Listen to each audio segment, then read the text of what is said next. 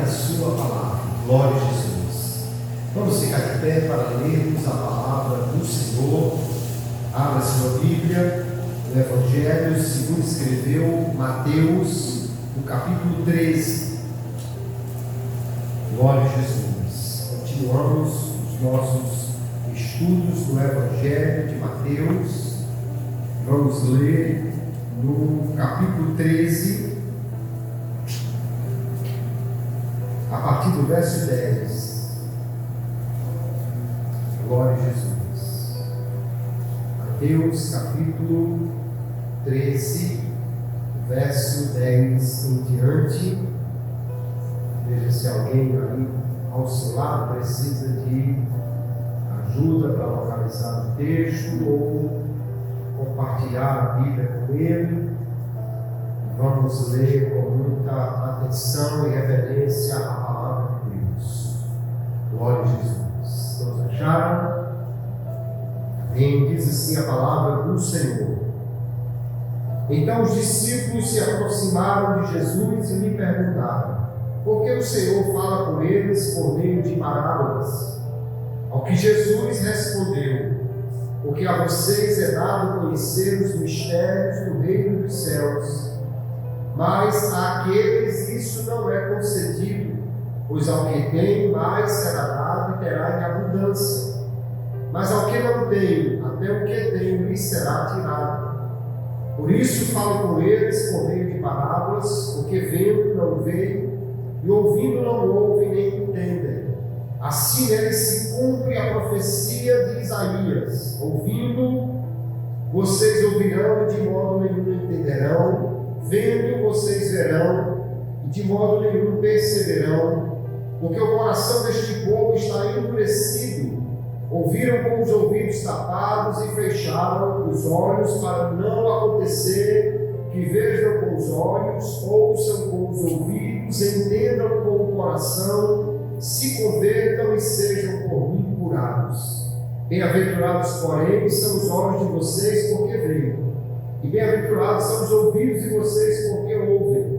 Pois em verdade lhes digo que muitos profetas e justos desejaram ver o que vocês estão vendo, mas não viram, e quiseram ouvir o que vocês estão ouvindo, mas não ouviram. Amém. E graças a Deus por sua palavra.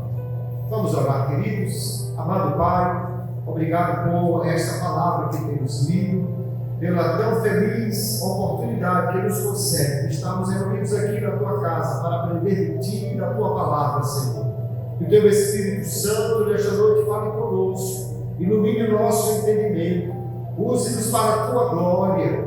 Que o Teu Espírito Santo nesta noite aplique esta palavra a cada coração, Senhor, nos ensinando não somente a compreender, mas também a viver segundo a Tua palavra. Nós te pedimos essas coisas, a certeza que temos que o Senhor ouve e responde às nossas orações.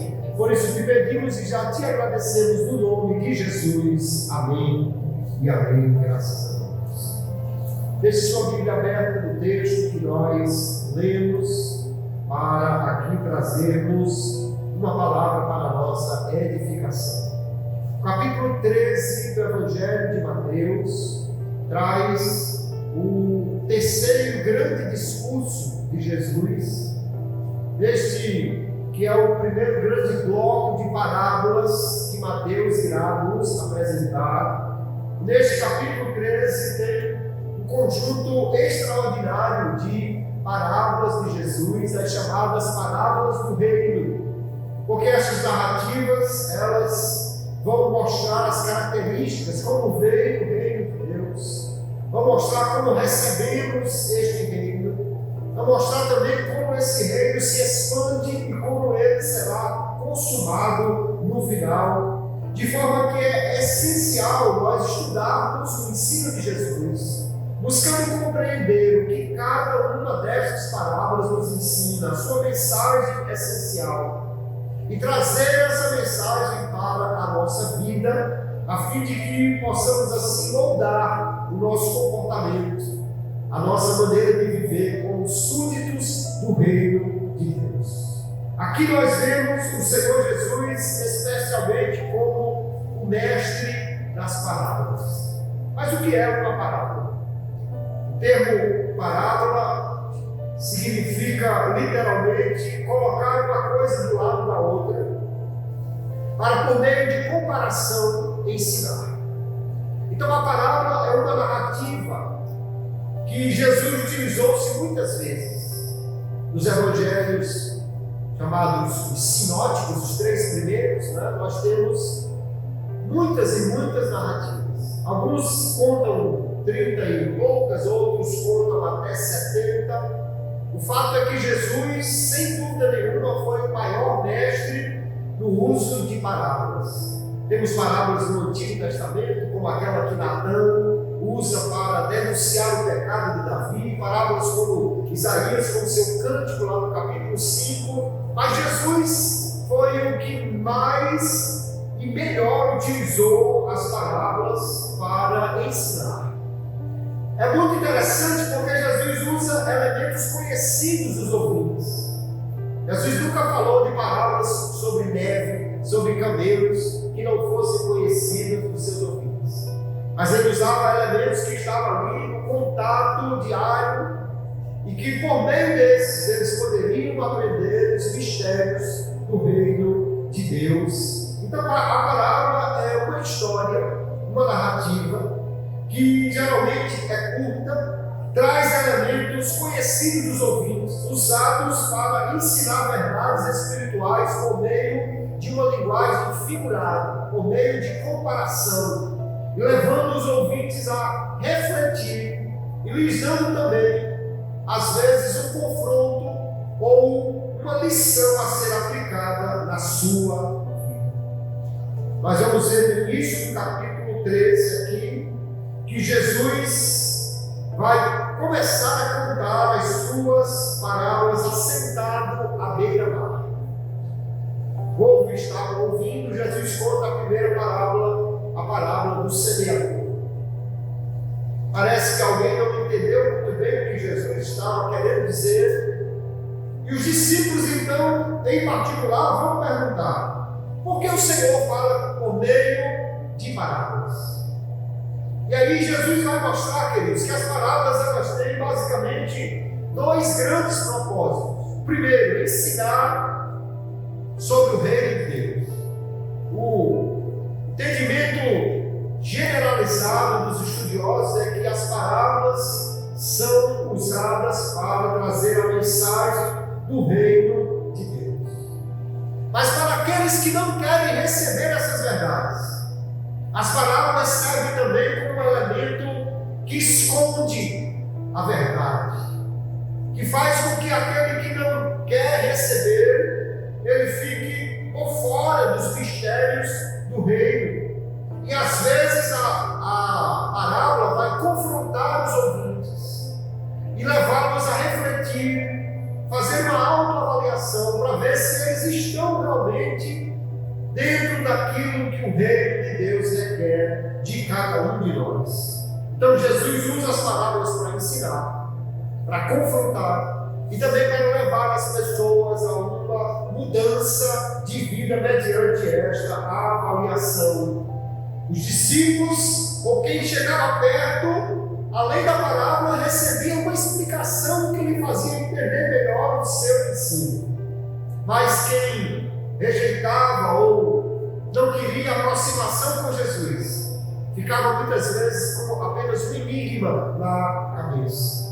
E agora as pessoas que ouviam as parábolas poderiam então decidir se queriam aproximar-se mais e continuar ouvindo e aprendendo, ou se afastariam por não receber o ensino de Jesus. Os discípulos perguntam aí no verso 17: por que o Senhor fala por meio de parábolas? E Jesus disse: porque a vocês é dado conhecer os mistérios do reino, mas aqueles, quem são aqueles? Os de fora, os que estão longe, os que não querem se aproximar, os que rejeitam o ensino de Jesus, a eles não é dado conhecer esses mistérios. E aí o Senhor Jesus vai citar a profecia de Isaías, lá no capítulo 6, depois daquele chamado de Isaías, depois que ele tem aquela visão dos querubins exaltando, louvando a Deus. Ele tem uma profecia dizendo que as pessoas ouvem, mas não entendem, porque tem os seus ouvidos agravados, o seu coração endurecido. Eles não querem de fato ouvir, por isso não entendem, e neles se cumpre a profecia de Isaías. Outras duas vezes nós vamos ver essa profecia ser citada no Novo Testamento. Uma vez mais por Jesus e outra vez pelo apóstolo Paulo, e todas as vezes o sentido é exatamente esse. Quem não quer ouvir, quem deixa o coração endurecido, acaba ficando de fora das verdades do reino. Não é aquele que recebe essas verdades e, portanto, deixa de receber também o efeito dessa palavra na sua vida, no seu coração. Jesus diz então: eles têm o coração endurecido, ouvem com ouvidos tapados, veem com olhos fechados, para que não vejam, não ouçam, não compreendam e não sejam curados. Veja que há aqui então uma ideia que o Senhor Jesus deixa claro. Nós podemos receber a sua palavra de maneiras diferentes. Por isso nós vamos ver que Jesus vai contar aqui diversas parábolas sobre o reino de Deus, como nós recebemos, como ele se expande e como ele no final irá se consumar. A primeira dessas parábolas é a parábola do semeador. É uma parábola tão importante, queridos, que Jesus diz que quem não entende esta parábola não poderá entender as outras. Ou seja, quem não compreende a forma de Jesus ensinar, como ele faz aqui nesta parábola e depois a explica, jamais entenderá como vem de fato o reino de Deus. E aí a parábola do semeador é muito conhecida, né? Já vemos a partir do verso 3. Jesus diz que o semeador saiu a semear e lançou a sua semente em 4 tipos de terreno diferentes. Havia um terreno endurecido, que ele vai explicar depois e dizer que é o coração que não recebe esta palavra. Havia um terreno também onde havia pedregulho, e ele vai explicar depois dizendo que é alguém que recebe a palavra de forma superficial, sem dar a ela realmente acolhida no coração. Há outro terreno que é onde há já espinhos ou raízes de espinheiros que crescerão junto com a semente e a sufocarão. Jesus vai explicar dizendo que são as pessoas que recebem a palavra, mas que na realidade têm mais interesse nas coisas do mundo, as riquezas da vida, as coisas que o mundo oferece. A ansiedade pelas coisas do mundo acaba sufocando a palavra e ela não produz como deveria. Mas há um 4º tipo de terreno, que é um terreno fértil, uma terra boa, onde a palavra cai e ali ela cresce e produz a 30, a 60, a 100 por 1, ou seja, ela produz cada vez mais, ou ela produz em níveis muito elevados, e este é aquele que dá ouvidos à palavra de Deus e a recebe muito bem. Esta parábola, querido, nos mostra uma realidade que é muito interessante de entender. O reino de Deus, ele não vem de uma forma irresistível. O reino de Deus não é imposto. O reino de Deus não vem de uma maneira que o homem não possa resistir a ele. A palavra de Deus é pregada. O reino de Deus vem. Mas é preciso acolher este reino. É preciso dar ouvidos a esta palavra. Há pessoas que ouvem a palavra anos e anos e anos e permanecem a mesma pessoa, porque não acolhe a palavra no coração.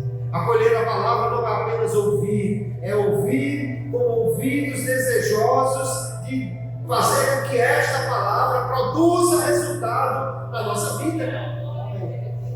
Como alguém realmente recebe o reino de Deus no coração disposto e uma vontade submissa, a a palavra de Deus irá produzir resultados extraordinários na vida desta pessoa. A ênfase da parábola do semeador é que nós podemos receber a palavra de Deus de maneiras diversas.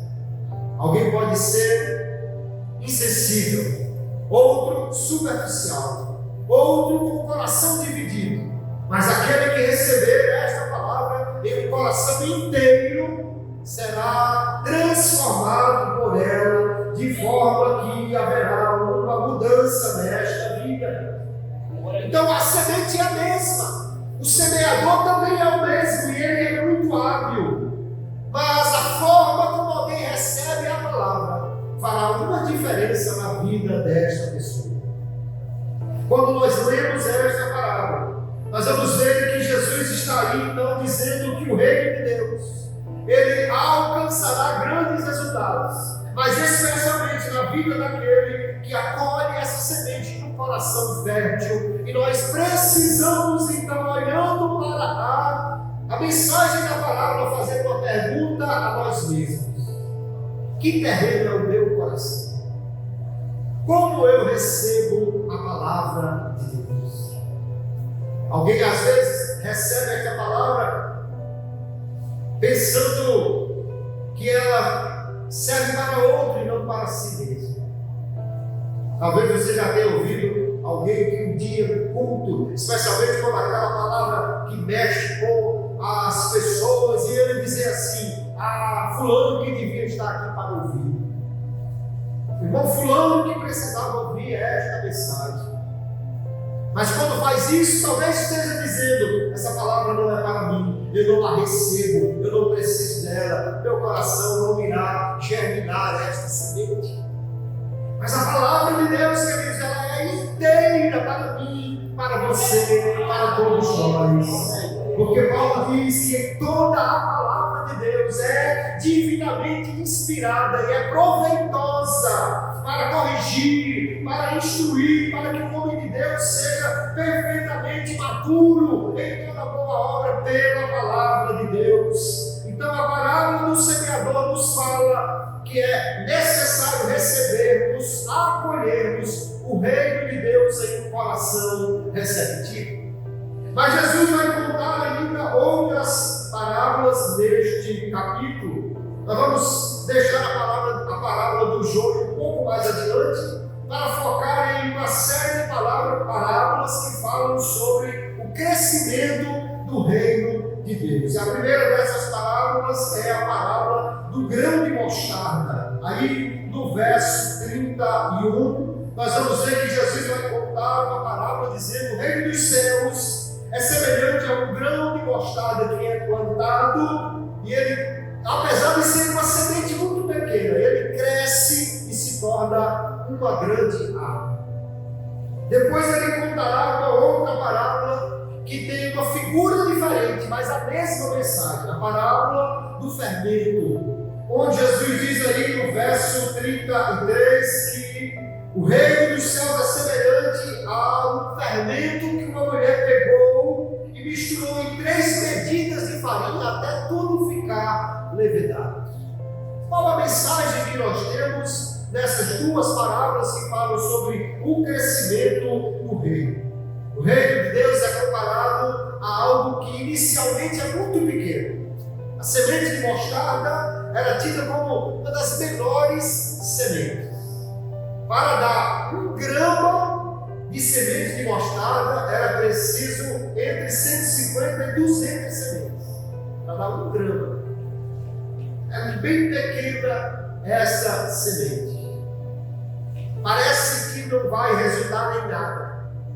Mas quando é semeada, e especialmente conforme aprendemos na outra parábola, quando é semeado no coração que recebe essa palavra com alegria, o reino de Deus cresce, o reino de Deus se expande, aleluia. E vemos aí que a semente tão pequena, depois de crescer, servirá como local para até pássaros fazerem ninhos. Da mesma maneira, o fermento parece tão pouco, e depois que mistura com a massa, ele desaparece. Parece que não tem mais nada ali. Mas espere um pouco, e você vai ver que o fermento começa a agir e começa a fazer aquela massa crescer. E aí nós temos então, queridos, uma única mensagem dessas duas parábolas. O reino de Deus parece coisa insignificante ao princípio, mas ele cresce, ele se expande, porque uma vez que o fermento é misturado na massa, não tem mais quem impeça ela de crescer. Uma vez que a semente é plantada, não tem mais quem impeça ela de se tornar o que Deus planejou para ela se tornar. Jesus está dizendo que o reino de Deus pode parecer uma coisa minúscula, mas ele cresce, ele se expande, ele alcança o resultado que Deus tem para ele. E nós não temos visto exatamente isso, queridos. A mensagem pentecostal no Brasil começou com 2 homens que não sabiam falar nenhuma palavra em português, que não foram enviados por uma igreja rica e nem tinham onde sequer se alimentar no primeiro dia que chegaram no Brasil. Mas a semente foi plantada, o fermento foi misturado na massa, e isto começou a crescer, e hoje nós vemos milhões de pentecostais assembleanos no Brasil. Alguém podia olhar para aqueles 2 homens estrangeiros, diferentes, e achar que aquilo não ia dar em nada, mas o reino de Deus cresce, porque é Deus quem faz a semente crescer, e não há quem impeça o seu crescimento. Então, mesmo que alguém veja e ache que não vai dar em nada aquilo, se é a mensagem de Deus, se é o reino de Deus que está sendo ali semeado, isso vai produzir muito resultado. Você pode ter começado a pregar o Evangelho a alguém e não houve resposta nenhuma, e não houve nenhum tipo de reação, e você pode pensar que isso não vai dar em nada. Não se deixe enganar pela aparência inicial. A semente de mostarda é pequenininha. O fermento, depois de espalhar na massa, desaparece. Mas aguarde que haverá crescimento, porque o reino de Deus cresce pela força do Senhor que faz ele crescer. Aleluia. Há uma história contada pelo pastor Jim Cymbala, pastor americano da igreja do Tabernáculo do Brooklyn. Ele conta que uma mulher veio de Porto Rico para os Estados Unidos e ali não conseguiu o emprego que desejava, caiu na prostituição, engravidou, teve uma criança, mas uma noite, drogada, dormiu por cima da criança. E quando acordou, viu que tinha causado a morte da sua própria filha.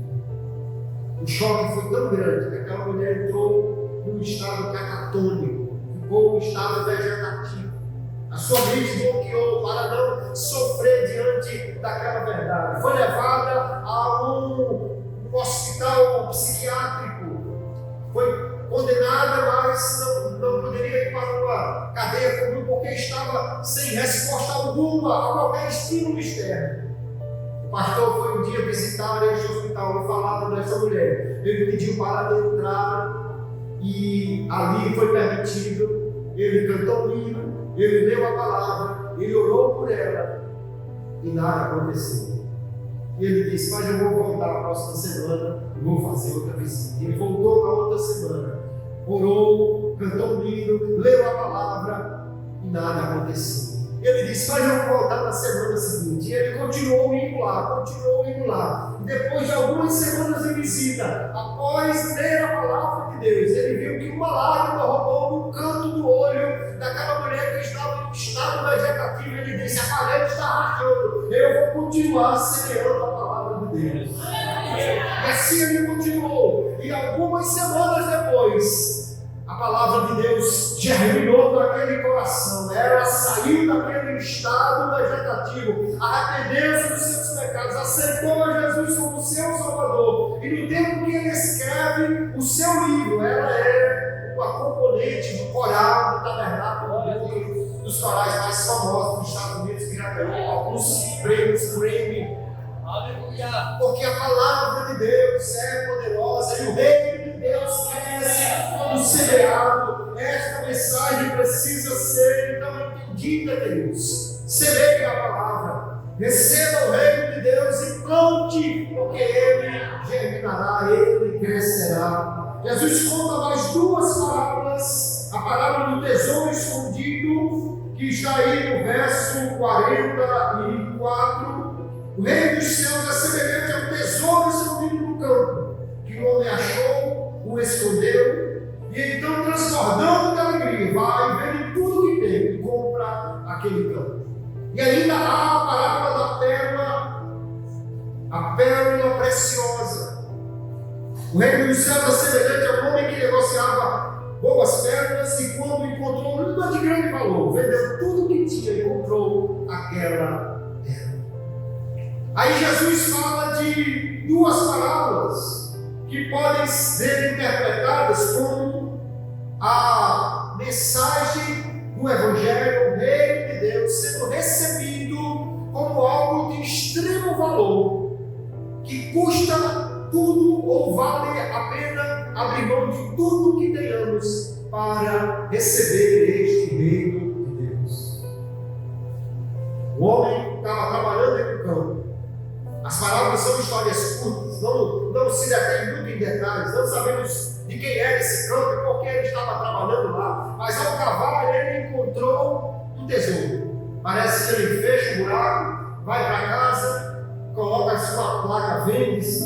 Se ele tinha um cavalo, ele vendeu. Se ele tinha carroça, vendeu. Se ele tinha casa, vendeu. Parece que não vendeu só a mulher e o menino, porque talvez não encontrou comprador, mas o texto diz que ele vendeu tudo o que tinha.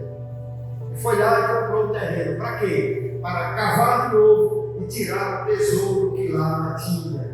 Da mesma forma, o negociante de pérolas tinha várias, mas ele encontrou uma pérola extraordinária. Ele vendeu todas as que tinha, vendeu tudo o que tinha para comprar aquela única pérola. E a grande mensagem desta parábola, dessas duas parábolas, de novo nós temos duas parábolas com figuras diferentes e a mesma mensagem. A mensagem aqui, queridos, é que o reino de Deus, apesar de ser gracioso, ele também é muito caro. Pode custar tudo que você tem, pode custar tudo que você é. Abraçar o reino de Deus pode custar suas amizades, pode custar os seus amigos, pode custar até o afeto da sua família, pode custar até a própria vida. Mas a questão é: vale a pena abrir mão de tudo para abraçar o reino de Deus, porque isso é extraordinário. Glória a Deus. Alguns de nós talvez não considerem o custo de se receber Jesus ou de se abraçar o reino de Deus. Mas alguns de nós, ou muitos crentes ao longo da história da igreja, pagaram um preço muito alto por abraçar Jesus. Alguns foram expulsos de casa, outros até perderam empregos, outros até perderam a vida. Há pessoas que, por causa do Evangelho, foram perseguidas, não tiveram mais como nem ficar naquela cidade. Mas quando entendemos o valor do reino de Deus, o valor de Jesus para a nossa vida, precisamos também considerar: vale a pena qualquer esforço, qualquer preço. Vale a pena, queridos irmãos, porque ao encontrar-se a verdade do reino de Deus, precisamos retê-la como a coisa mais preciosa que nós possuímos. Glória a Deus. Infelizmente, nós vivemos uma época em que muitas pessoas não consideram esta mensagem. Quantos famosos não já vimos aí no nosso país? De repente, disseram que eram evangélicos, de repente abraçaram essa onda gospel, de repente disseram que agora eram cantores, atores ou outros profissionais famosos que viraram crentes. Cantoras e cantores que deixaram de cantar música secular e passaram a dizer que agora eram crentes. Mas depois deixaram Jesus, envergonharam o Evangelho. Cantores que cantavam agora hinos evangélicos abandonaram não vamos citar nomes porque não precisa, mas certamente os irmãos conhecem cantoras famosas que aceitaram a Jesus e disseram que tudo era maravilha, e agora que maravilha, que coisa nenhuma, voltaram à vida do mundo. Pessoas que agora estavam louvando a Deus e de uma hora para outra surgem na mídia com uma roupa estranha, com um cabelo estranho, fazendo fotos sensuais e dizendo que voltaram àquilo que era antes, porque não foram valorizadas, porque não ganharam dinheiro. Infelizmente cavaram no terreno, mas não descobriram um tesouro, ou não souberam valorizar o quanto vale a salvação, o quanto vale ter Jesus, o quanto vale ser discípulo do reino de Deus, o quanto vale ter a vida eterna assegurada pela união com Jesus pela fé. Aleluia! Mas quem entende isso, queridos, quem entende o quanto vale Jesus, a salvação, o reino de Deus, não abre mão disso por coisa nenhuma. Aleluia! Às vezes perde emprego, às vezes perde amizades, às vezes perde muitas coisas, mas abraça o reino de Deus como tendo um tesouro e que não deixa mais de forma alguma. Aleluia! Essas são as parábolas que falam como o reino de Deus cresce e como ele deve ser valorizado. Mas ainda nós temos duas parábolas neste capítulo. A parábola do joio, aí voltamos um pouquinho para o verso 24. Foi uma das parábolas que Jesus contou e depois explicou. Na parábola do joio, nós vemos que ali há um homem que era dono de um campo. E diz o texto, conforme Jesus contou a sua história, que este homem semeou uma semente boa no seu campo. Mas enquanto estavam dormindo, veio o inimigo e semeou o joio no meio do trigo.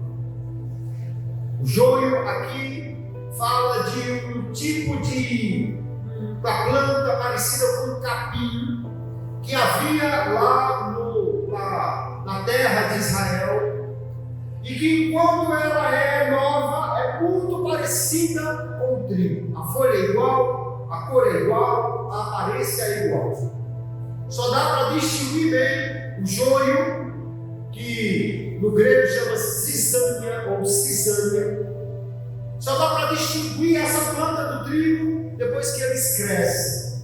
Porque o trigo vai lançar um pedão com uma semente boa. E o joio vai lançar um pedão com uma cor estranha e uma semente que, além de ser amarga, ela na maioria das vezes desenvolve um fungo venenoso que, se for apanhado tudo e moído junto, aquela farinha não presta para nada. Além de amarga, ela é contaminada, é venenosa, é prejudicial à saúde por causa do joio que está ali. O texto diz que os servos da casa chegaram e descobriram que havia joio e disseram: o senhor quer que arranque?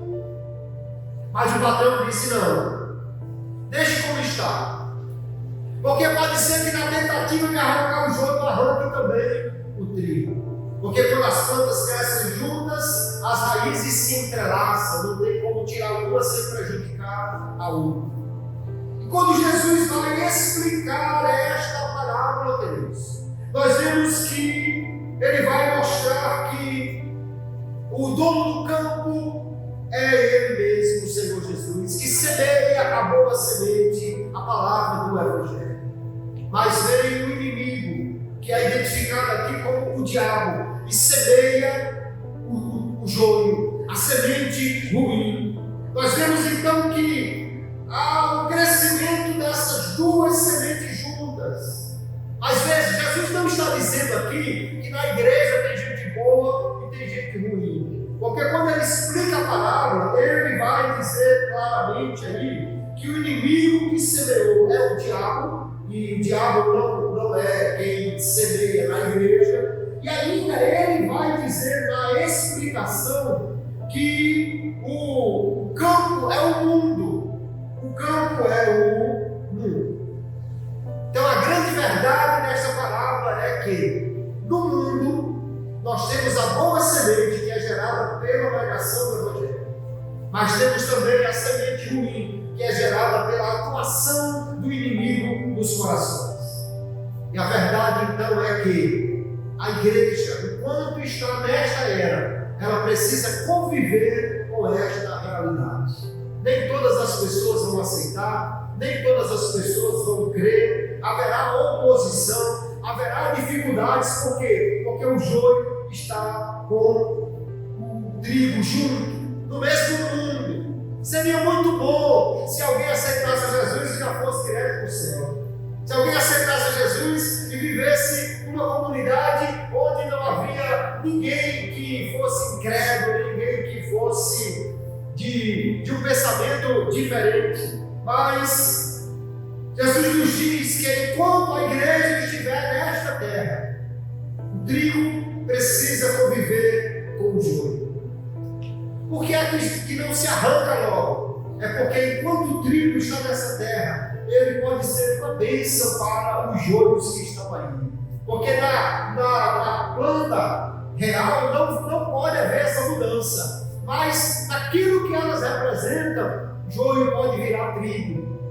Semente que o inimigo semeou, quando é encontrado pela palavra de Deus, é transformado. Aleluia! Alguém que é joio, alguém que vive praticando aquilo que não agrada a Deus, alguém que até se levanta contra o Evangelho, mas um dia pode ser alcançado pela palavra de Deus e transformado em trigo. Glória a Deus! Há um querido irmão, conhecido nosso, que quando eu era adolescente, morando lá na Paraíba, cantamos juntos no mesmo conjunto.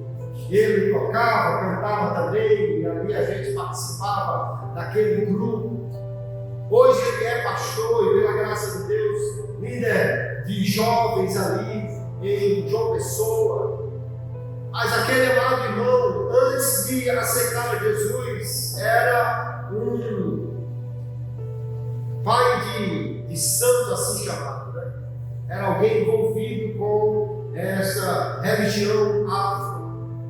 E um dia, segundo ele conta, estava no período de carnaval numa cidade do interior da Paraíba. De repente apareceu alguém endemoniado. E ele pensou no seu coração: eu sou o cara, eu mexo com os espíritos, eu comando esse negócio, eu vou expulsar esse espírito dessa pessoa. Leve engano. O endemoniado pegou ele, botou no chão e começou a massacrá-lo. E ele tentando, não tinha força, não tinha jeito. E na sua mente ele se lembrou de Jesus.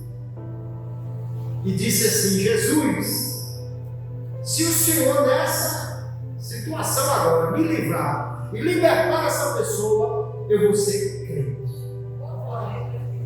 Olha, não faça promessa a Jesus não, porque ele come.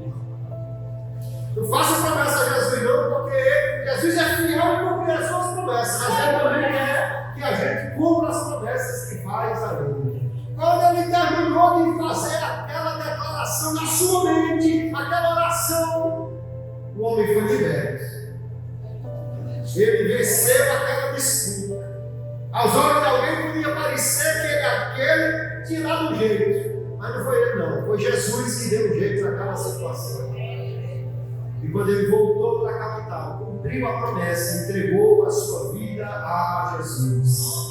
No início sofreu muito, tinha visões, os espíritos perturbavam a casa dele, mas ele perseverou na fé, foi completamente liberto. Sua família aceitou a Jesus, toda a família dele é crente. Ele virou pastor, foi pastor do interior da Paraíba há uns anos e hoje é pastor da capital, servindo a Jesus. Era um joio de primeira qualidade, mas virou trigo.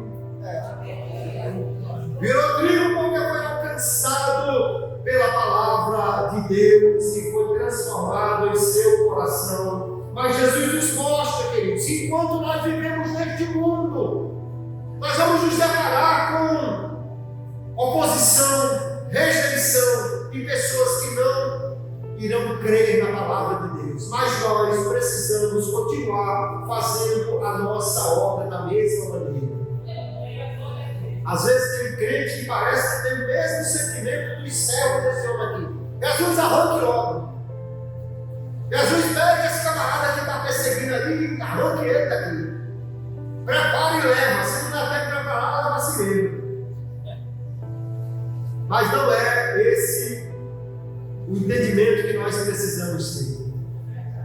Existem pessoas que não creem. Existem pessoas até que não gostam de você porque você é crente. Existem pessoas que parecem que são usadas e são mesmo para perturbar os evangélicos, para perturbar a fé cristã.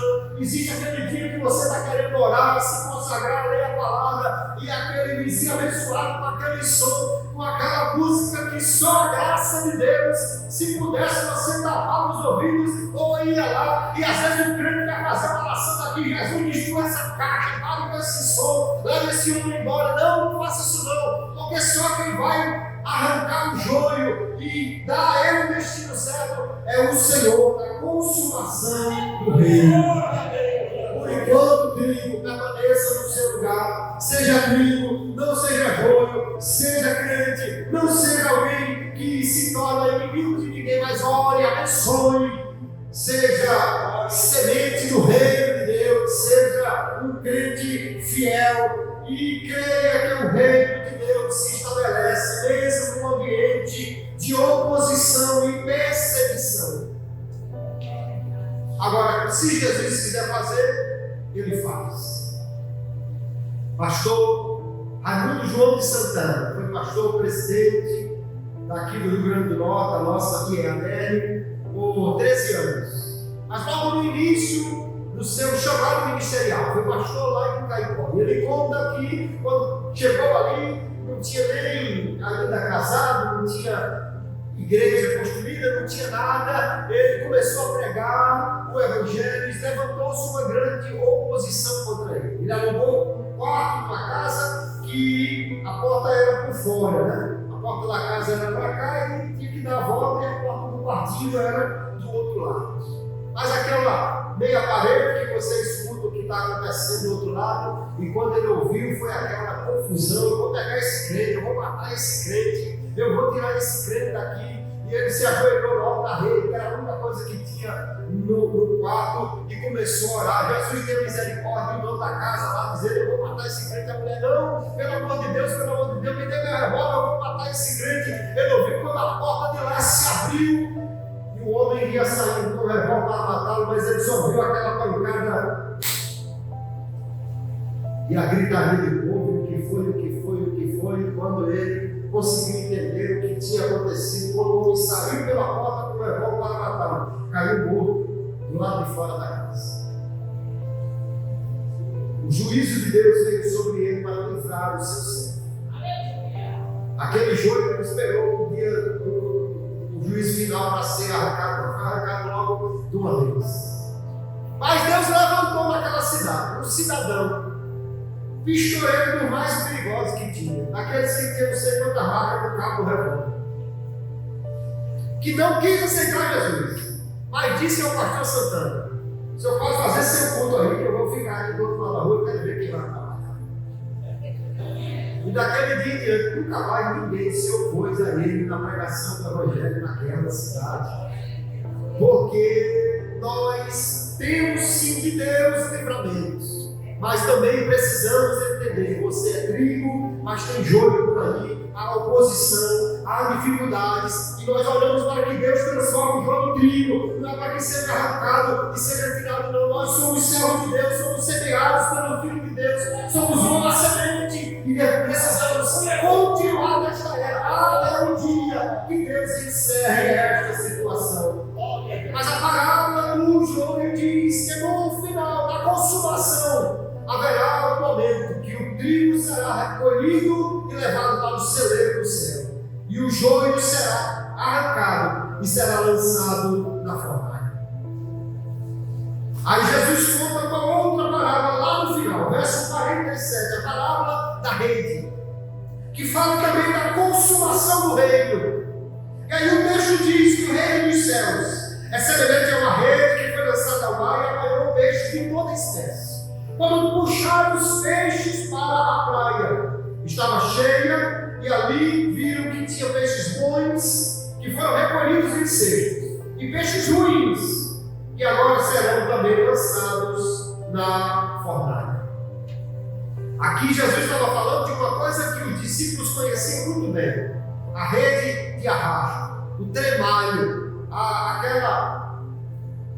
aquela forma de pesca que se passa uma rede e alguém da praia começa a puxar e vai trazer aqueles peixes para a praia. Fui pastor na cidade de Galinhas e às vezes eu e a irmã Dione caminhando logo cedo na beira da praia e de repente os pescadores estavam lá pescando.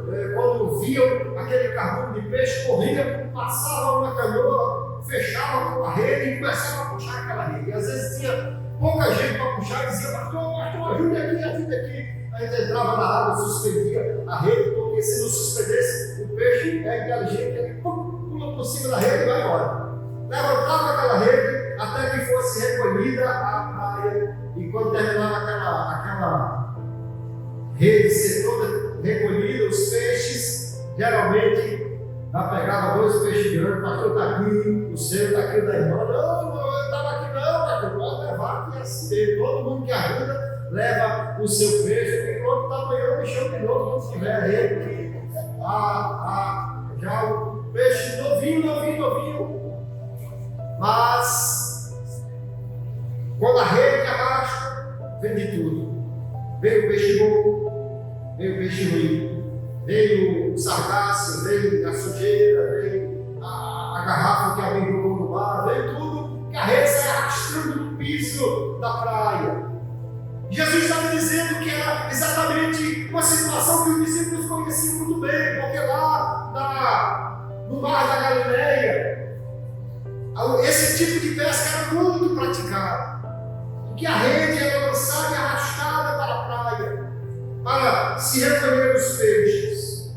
O reino de Deus, diz Jesus, é semelhante a essa rede que arrastou, essa rede que é ampla, que é extensa, que traz muita coisa, mas que na consumação dos séculos é que se verá que há peixes ruins, que são aí identificados como os iníquos, serão identificados aí como aqueles que são destinados à fornalha, onde há choro e ranger de dentes.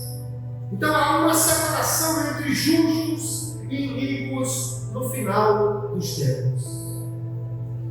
Alguém pode viver uma vida de aparência. Alguém pode viver achando que engana as pessoas. E às vezes alguém se passa por crente, fala como crente, se veste como crente, anda como os crentes, mas só Deus sabe que tipo de peixe cada um é. E ele vai fazer esta separação.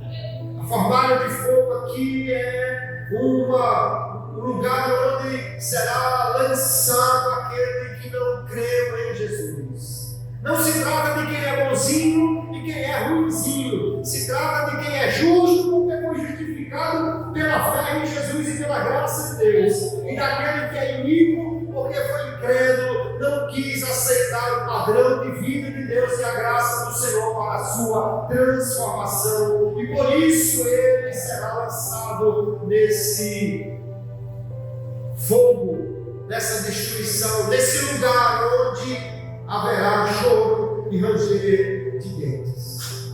E ao encerrar então este ensino, o Senhor nos mostra, queridos, que o reino de Deus, ele já chegou por meio da pregação do Evangelho e da vinda do Filho de Deus a este mundo. Mas o reino de Deus, ele não chega com obrigatoriedade, com imposição. Deus não força ninguém a ser crente, não força ninguém a aceitá-lo, não força ninguém a querer se submeter a Ele. Ele não força ninguém a se tornar realmente um súdito do seu reino. Mas o reino de Deus cresce porque esta palavra é poderosa, porque é o Senhor que é quem faz a semente crescer, fará com que ela cresça. No entanto, cada um precisa receber a palavra do reino no coração bom, ou seja, no coração dedicado, no coração que se abre. A receptividade do coração é de fundamental importância para que haja transformação de vida pela palavra de Deus. Se somos trigo, é porque recebemos a palavra e fomos então filhos do Rei. Mas aquele que não recebe de maneira perfeita, ele deixará de produzir o seu resultado. Olhando para todas essas parábolas, queridos, há tantas perguntas a fazer para nós mesmos. Que terreno é o meu coração?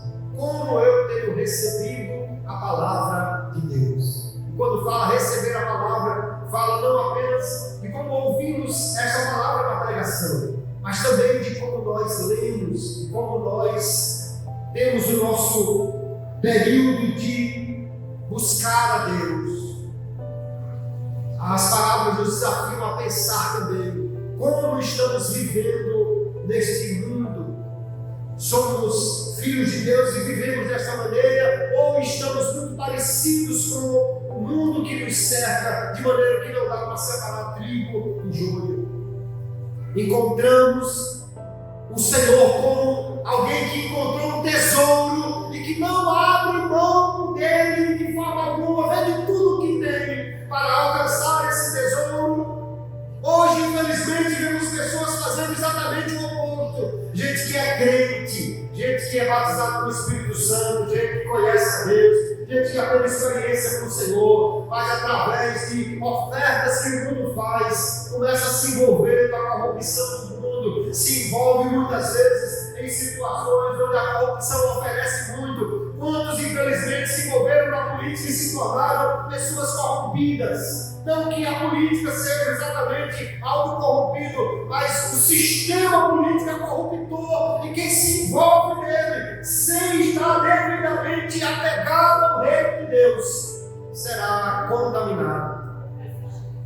Pessoas que por causa de bons empregos, de bons salários, ou de amizades, ou de fama, deixaram Jesus. Pessoas não apenas famosas, mas desconhecidos que por qualquer coisa deixam Jesus.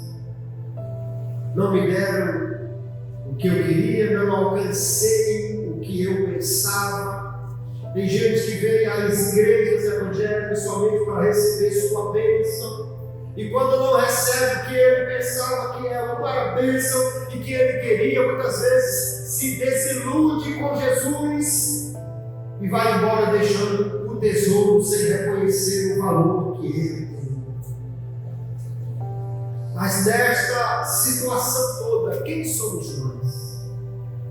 Você é um crente de um coração que produz fértil para a palavra de Deus. Você é trigo que vive nesta terra de forma diferente. Você é um peixe bom que está aí sendo guardado para o dia da eternidade. Você é alguém que encontrou um tesouro e não abre mão dele. Encontrou uma pérola e vendeu tudo para reter isso como a coisa mais importante da vida. Você é alguém que está com o fermento da palavra de Deus semeado, misturado no coração, que cresce e não vai deixar de maneira nenhuma de Jesus por qualquer coisa. Quem somos nós no reino de Deus? Nós precisamos responder a estas palavras para entender então como o reino de Deus chega a cada coração. Porque se formos o terreno fértil, o homem é pegado ao tesouro, aquele que está como trigo no meio do joio e não abre mão de ser quem ele é. Chegará um dia que o reino se consumará e nós estaremos recolhidos na eternidade para sempre com o Senhor. As palavras então nos levam não apenas a pensar, mas elas confrontam a nossa posição espiritual, confrontam a nossa vida, exigem de nós uma resposta. Quem é você? Quem sou eu? Quem somos nós nessas histórias? Para que possamos assim então sermos verdadeiros súditos do Rei, filhos do Rei, e terreno que germina com abundância para a glória do nome do Senhor. A quem muito é dado, Jesus disse, mais ainda será dado. Aquele que recebe e acolhe, mais receberá. Essa é uma verdade que nós podemos nos apegar a ela para encerrar esse nosso estudo. Quanto mais conhecemos de Deus, mais recebemos dele. E quanto mais você buscar, mais tem para Ele nos dar. Pastor, eu já sou crente. Está produzindo a 30, mas tem 60, meu filho. Ore mais, busque mais, se humilhe mais. Seja um crente mais rendido aos pés de Jesus. Seja um crente obediente, seja um crente fervoroso. Abra mão de qualquer coisa para ser um crente fiel como Jesus. E você vai ver que de 30 passa para 60, de 60 passa para 100. A produção no reino de Deus só aumenta quanto mais o coração se abre para receber aquilo que Ele tem para nós. Eu quero lhe dizer, aleluia, pela palavra de Deus e pelo Espírito do Senhor, que esse é um ano de semeadura e de colheita espiritual na sua vida, e que se você rendesse mais, buscar mais e derrotar mais a sua vida no Senhor, Ele fará coisas extraordinárias, como ainda não fez até hoje, na sua vida, quando você buscar mais, rendesse mais e entregasse inteiramente aquilo que o reino de Deus tem a semear e a produzir na nossa vida. É algo extraordinário, porque não há limites, queridos. Quanto mais você busca, mais você recebe de Deus e mais o reino de Deus se estabelece com o poder na vida daquele que crê e que busca a Ele. Que Deus nos abençoe. Possamos sair daqui com essas mensagens, com essas palavras, com essas verdades no coração, determinados a viver como uma terra fértil, um crente que é trigo puro e alguém que vive buscando o reino de Deus a cada dia para ver um grande resultado e no final ser recolhido ao celeiro do céu para viver com Jesus para todo sempre. Esta é a verdade do reino que essas palavras nos ensinam, e esta é a grande verdade que nós precisamos trazer ao coração. Que Deus abençoe a sua vida, que Deus abençoe a sua casa e que possamos crescer cada dia no conhecimento e na graça de Deus.